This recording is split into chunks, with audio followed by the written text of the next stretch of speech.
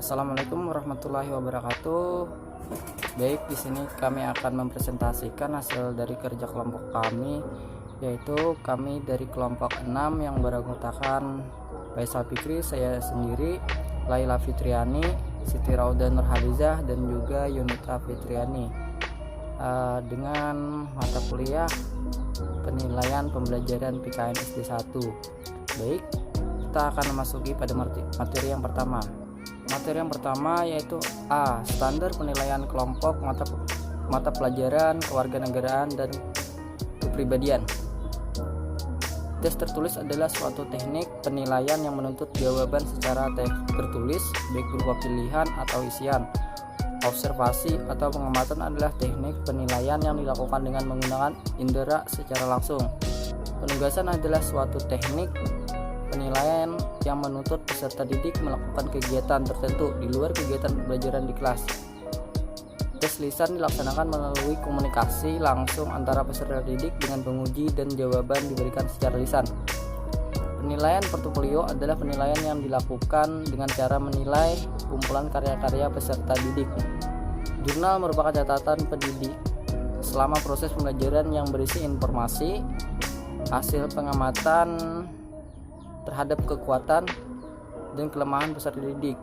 Penilaian diri merupakan teknik penilaian dengan cara meminta peserta didik untuk mengemukakan kelebihan dan kekurangan dirinya. Penilaian antar teman merupakan teknik penilaian dengan cara meminta peserta didik untuk mengemukakan kelebihan dan kekurangan. Selanjutnya D. Prinsip penilaian pembelajaran. Berikut prinsip penilaian. Keeping track, yaitu harus mampu menelusuri dan melacak kemajuan siswa sesuai dengan rencana pembelajaran yang telah ditetapkan. Checking off, yaitu harus mampu mengecek ketercapaian kemampuan peserta didik dalam proses pembelajaran. Finding out, yaitu penilaian harus mampu mencari dan menemukan serta mendeteksi kesalahan-kesalahan yang menyebabkan terjadi kelemahan dalam proses pembelajaran. Summing off, yaitu penilaian harus mampu menyimpulkan apakah peserta didik telah mencapai kompetensi yang ditetapkan atau belum. Prinsip di atas dijelaskan dalam hal berikut.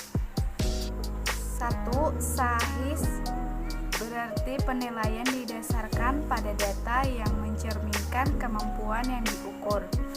Kedua, objek, berarti penilaian didasarkan pada prosedur dan kriteria yang jelas tanpa dipengaruhi oleh subjektivitas penilai. 3.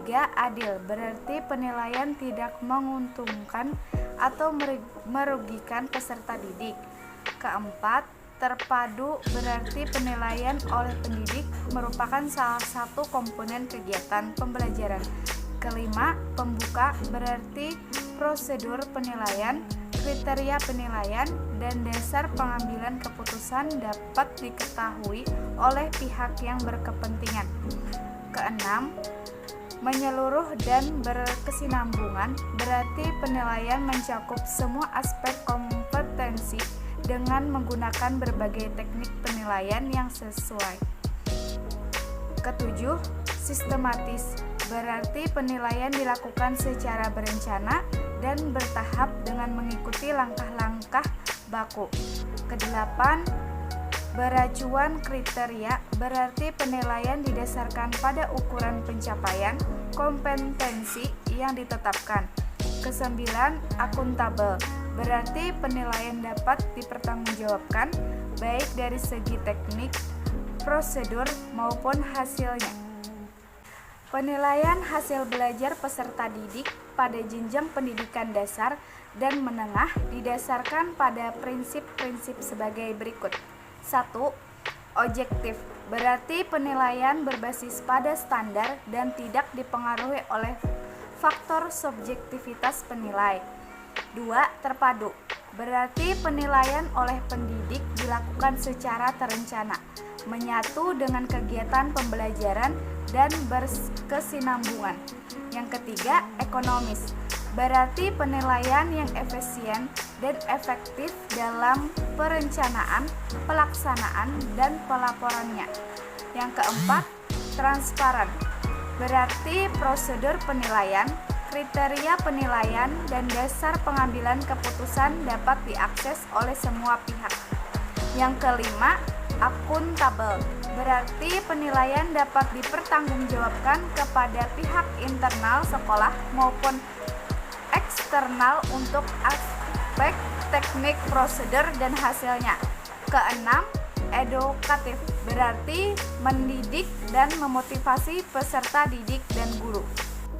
C. Pengembangan instrumen penilai pembelajaran PKN.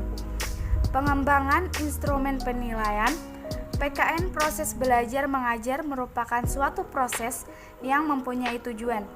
Tujuan tersebut dinyatakan dalam rumusan kemampuan atau perilaku yang diharapkan dimiliki siswa setelah menyelesaikan kegiatan belajar. Instrumen penilaian bagi guru sebagai perangkat pelaksanaan pembelajaran di kelas yang tersusun atas program tahunan, program semester, rencana pelaksanaan pembelajaran, silabus, dan lain sebagainya. Dalam kegiatan pembelajaran, instrumen yang digunakan hanya berdasarkan LKS, bukan RPP dan silabus. Dalam membuat instrumen terkait kisi-kisi ulangan, guru beranggapan bahwa kisi-kisi tersebut tidak begitu penting. Bagi guru yang penting dalam melaksanakan penilaian di kelas hanya untuk mencari angka atau nilai peserta didik, yang berarti bahwa guru hanya mengutamakan target kurikulum. Dalam materi selanjutnya, penilaian kognitif, afektif, dan psikomotorik. A. Penilaian ranah penilaian kognitif, ciri-ciri dan contoh pengukuran penilaian kognitif. 1. Pengertian ranah kognitif adalah ranah yang mencakup kegiatan mental atau otak. Penilaian kognitif berhubungan dengan kemampuan berpikir, termasuk di dalam kemampuan menghafal, memahami, mengaplikasi, menganalisis, mensintesis, dan kemampuan mengevaluasi. Keenam, jenjang atau aspek. Yang pertama, pengetahuan, hafalan, dan atau ingatan. Pemahaman, penerapan, analisis, sintesis, penilaian, penghargaan atau evaluasi.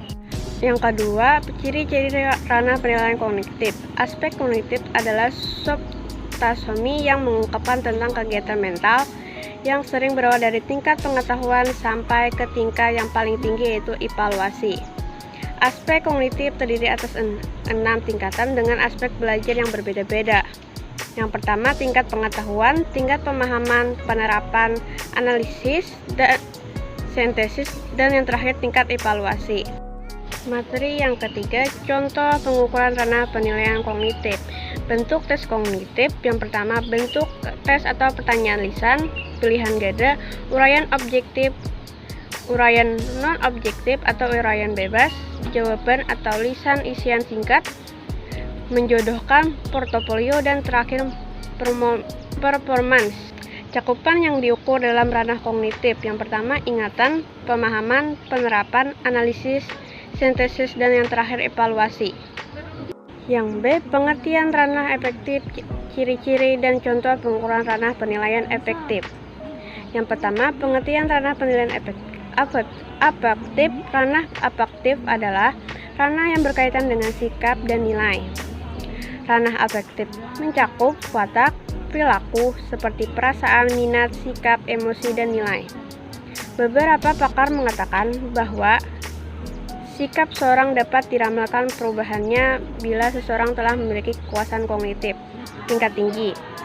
Ranah efektif menjadi lebih rinci lagi ke dalam 5 jenjang, yaitu receiving, responding, following, organization, dan characterization.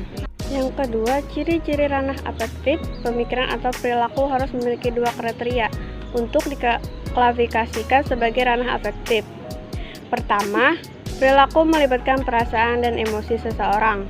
Kedua, perilaku harus tipikal perilaku seseorang. Ada 5 karakter efektif yang penting: sikap, minat, konsep diri, nilai, dan moral. Pengertian ranah penilaian psikomotorik, ciri-ciri dan contoh pengukuran ranah penilaian psikomotorik.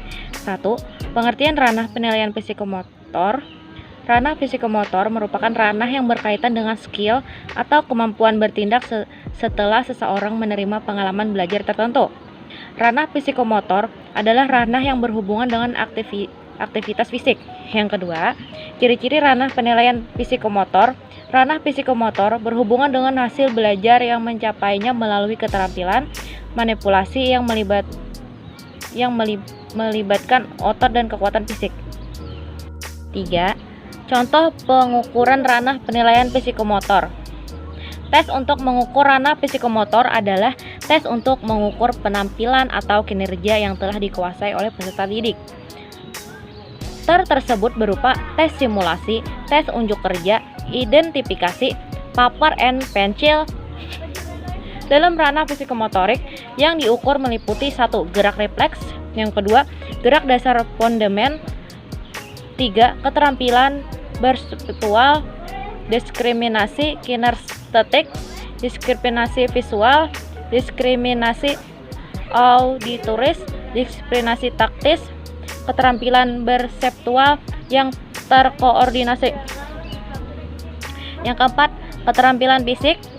5. Gerakan terampil. Dan yang keenam, komunikasi non-diskusi. Baik, yang terakhir saya akan menyampaikan kesimpulannya. Saat sekarang dunia pendidikan di Indonesia sangat membutuhkan model penilaian dalam pembelajaran, khususnya pembelajaran PKN, karena penilaian merupakan indikator keberhasilan guru dalam proses pembelajaran. Penilaian mengacu pada proses penetapan nilai pada suatu kegiatan, keputusan, proses, orang, dan objek. Penilaian tidak selalu dilakukan melalui proses pengukuran, tetapi dapat dilakukan dengan cara membandingkannya dengan kriteria-kriteria yang berlaku tanpa melakukan pengukuran terlebih dahulu. Baik, sekian presentasi dari kelompok kami. Salah hilap mohon maaf. Wassalamualaikum warahmatullahi wabarakatuh.